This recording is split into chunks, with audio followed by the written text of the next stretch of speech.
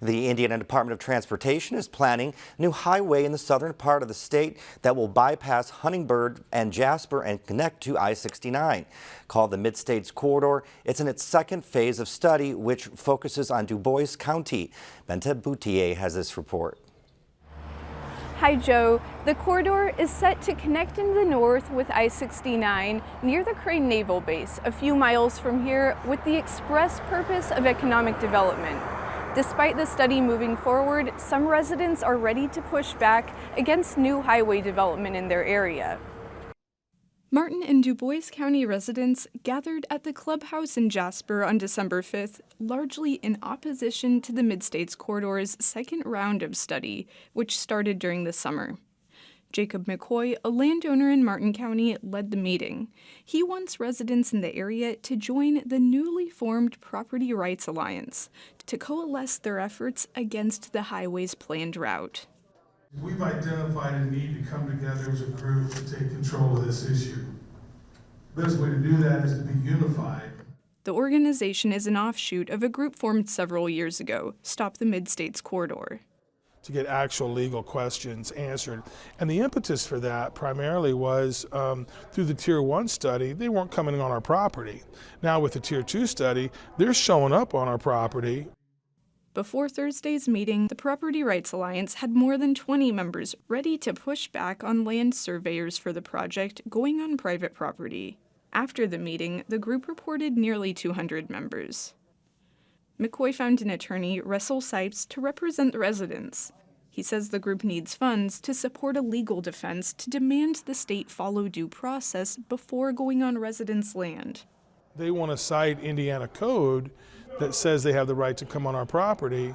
But if you read deeper into that code, you see, well, yeah, but there's certain parameters that you have to adhere to. The Tier 1 study of the Mid-States Corridor determined it would follow an approximately 50-mile route north along 231 from Spencer County to I-69 in Greene County. The goals of the project are to build some of the connectivity and access to multimodal transportation. Without a corridor, those goals won't be met. But also, the project provides an opportunity to relieve some of that congestion that you see on 231. The Tier 2 study, launched in July, cuts the Mid-States Corridor into 4 chunks for more detailed analysis. The area being examined now is a 2,000-foot wide path that goes east around Huntingburg and Jasper and extends to Hayesville in Du Bois County. INDOT signed a contract with the Lockmuller Group in May for more than $15 million to conduct the study in Du Bois County. A public meeting was held in September to share progress and findings. Lockmuller created a community advisory board comprised of business and community leaders. You also have field workers who are out surveying properties, knowing what the current environment is, looking at plant and wildlife species, looking at property uses, historic properties. All of those activities are occurring right now.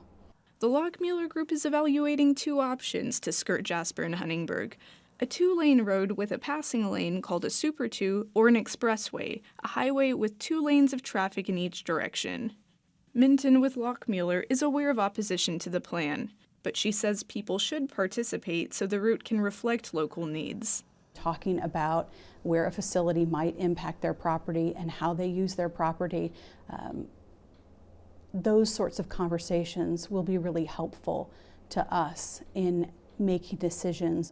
Du Bois County is one of 12 counties to be affected by the Mid-States Corridor.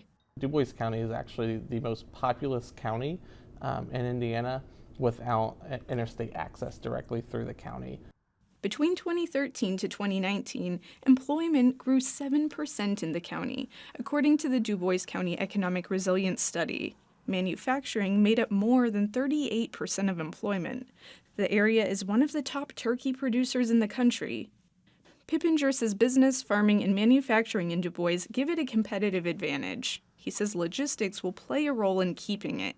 The fact that we have a lot of businesses here that move people and goods regularly, notably the goods that get moved through our county, without access to an interstate. He says the county's largest businesses have pushed for a corridor because they are invested in the county. I don't think we can flip it because they have money and a business that they're more important, because they're truthfully not that important. However, they're big business, employees,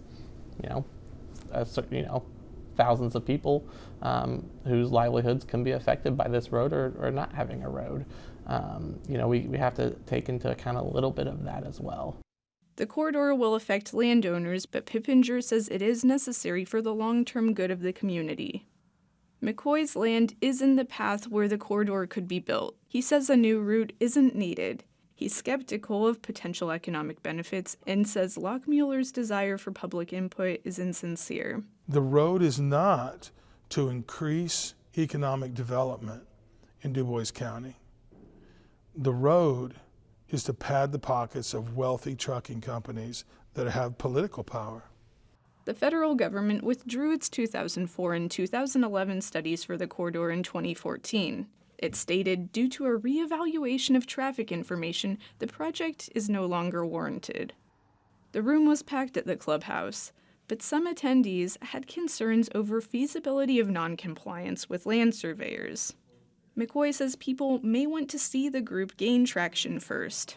In the presentation, I talked about this is what you can do, this is what you should do, and then there's what you will do. That's not really up to me to decide what you should do and what you will do. I want people to understand what they can do. And he says people can force due process to slow the study down.